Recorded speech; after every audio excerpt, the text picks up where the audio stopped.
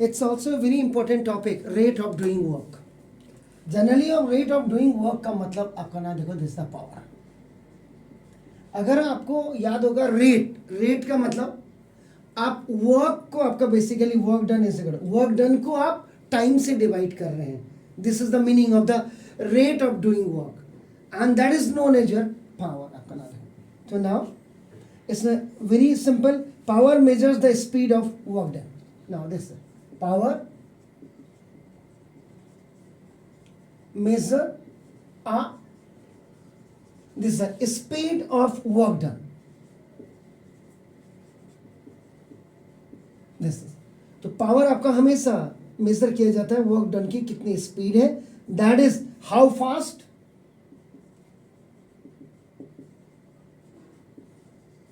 कितनी फास्ट है आपका नाम और स्लो वर्क इज डन. कितनी तेजी से आपने काम किया है या कितने स्लो होकर के आपने काम किया है. तो इसका मतलब आप जो आप डेफिनेशन की बात करेंगे पावर की, आपका नाम देखो दिस इज तो पावर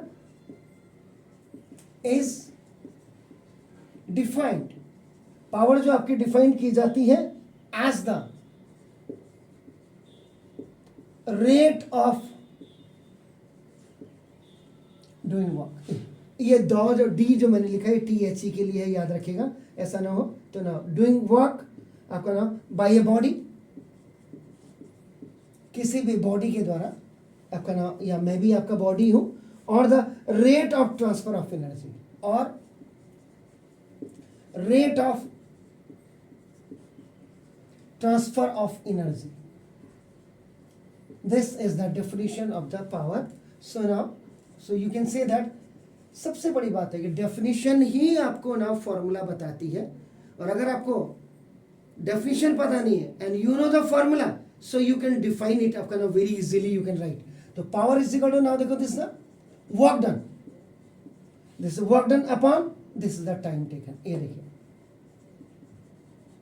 तो this is rate of doing work आपका हो गया. नाउ देखो this power is denoted by capital P, this is W and this is T. आपका हो गया देखो नाउ दिस इज तो ये आपका हो गया. तो power depends on two factors. अगर आप देखिए तो now power depends on two factors.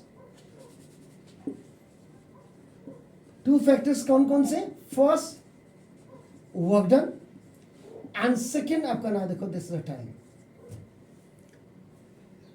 Work done is directly proportional, power is directly proportional to work done. जितना ज्यादा आप काम करेंगे उतनी ज्यादा आपकी पावर लगेगी.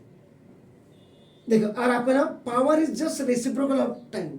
अगर टाइम को आप कम करेंगे तो power will be increase and आपका टाइम को बढ़ाएंगे पावर विल बी डिक्रीज. ये आपका बिल्कुल तो इसमें आपका जो ये डायरेक्टली प्रोपोर्शनल है एंड आपका सिंपल. ये देखो पावर इज देखिए directly proportional to work done. ये तो मतलब इसका ना इफ फर्स्ट इसके क्लॉज क्या बना देखो आपका ना if work done is increased देखो पावर इज इंक्रीज्ड, जिसको हम सिंपल लैंग्वेज में कहते हैं कि work done is twice power is twice. देखिए आपका नाम डायरेक्टली प्रोपोर्शनल में होता है. आप इसको P is directly proportional to W भी लिख सकते हैं. आपका नाम देखो this and if work done is half, यानी कि हाफ का मतलब डिक्रीज. ये देखिए देन पावर इज डिक्रीज. ये डायरेक्टली प्रोपोर्शनल टू का होता है. देखो ये फर्स्ट फेस में आपने लिखा है depends on the two factor and power is देखो ये रेसिप्रोकल ऑफ 1/T. रेसिप्रोकल जिसको आप इनडायरेक्टली, ये डायरेक्टली प्रोपोर्शनल है, ये आपका this is known as indirectly proportional. ये देखो इनडायरेक्टली प्रोपोर्शनल में क्या होता है देखो now if time is decreased तो पावर इज इंक्रीज्ड, देखिए, एंड इफ टाइम इज, देखो टाइम इज इंक्रीज्ड, अगर टाइम आपने इंक्रीज किया, देखो आपका नाम देखो दिस इज, तो पावर इज डिक्रीज्ड।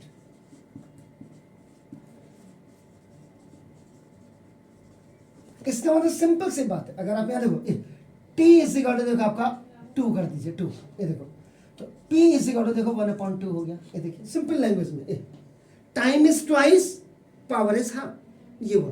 तो जब टाइम आप क्या कर रहे हैं, यू आर इंक्रीजिंग, तो पावर आपकी डिक्रीज हो रही है, देखो। और T इज इक्वल टू 1/2 रखिए, तो देखो P इज इक्वल टू 1/1/2 है, देखिए आपका।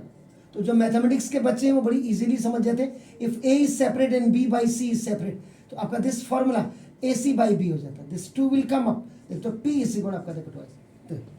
If the time is half, power is twice.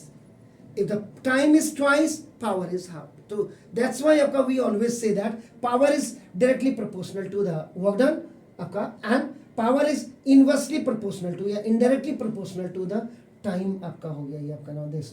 तो ये करिएगा, देन उसके बाद आपका आगे बढ़ते हैं।